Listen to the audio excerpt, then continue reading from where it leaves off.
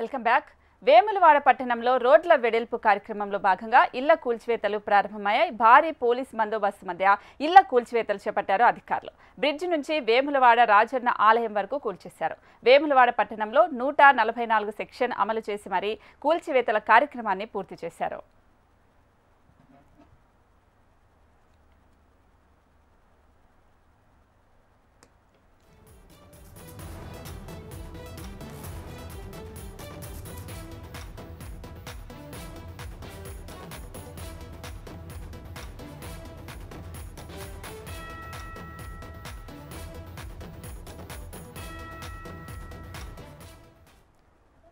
Breaking news చూస్తున్నాం. వేములవాడ పట్టణంలో రోడ్ల వెడల్పు కార్యక్రమంలో భాగంగా ఇళ్ల కూల్చివేతలు ప్రారంభమయ్యాయి.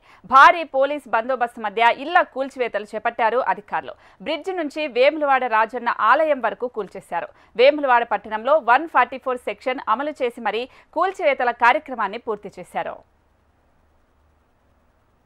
ఆలయ ప్రధాన రహదారి భాగంగా రోడ్ల వెడల్పులో భాగంగా అడ్డుగా ఉన్న ఇళ్లను, దుకాణాలను అధికారులు తొలగించారు. ఇదే అంశానికి సంబంధించి మా ప్రతినిధి గోపాలకృష్ణ అందిస్తారు. గోపాలకృష్ణ,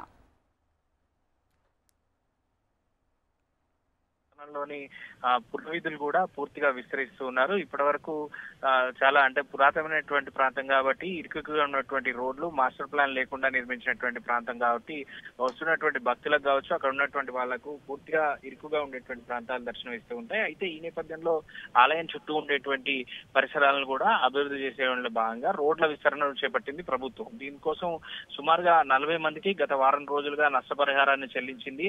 ఈ నేపథ్యంలో ఎవరైతే నష్టపరిహారం తీసుకుని విస్తరణ ఒప్పుకున్నారో వారికి సంబంధించినటువంటి భవనాలు, అలాగే ప్రభుత్వానికి సంబంధించినటువంటి భవనాలన్నీ కూడా పూర్తిగా కూల్చేస్తున్నారు. దానిలో కూల్చేసి అక్కడ రోడ్డును విస్తరించేటువంటి పనులు ప్రారంభం చేస్తున్నారు. ఆలయ అభివృద్ధిలో భాగంగా రోడ్ల విస్తరణ కూడా ఉంది. ఈ నేపథ్యంలో మొదట రోడ్ల విస్తరణతో ఆలయ పురవీధులు బయట ఉన్నటువంటి వెలుపల ఉన్నటువంటి ప్రాంతాన్ని అన్నింటిని కూడా విస్తరించేటువంటి ప్రయత్నం అయితే జరుగుతుంది.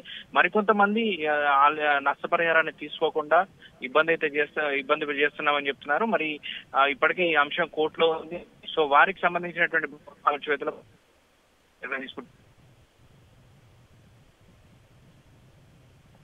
రైట్ రామకృష్ణ.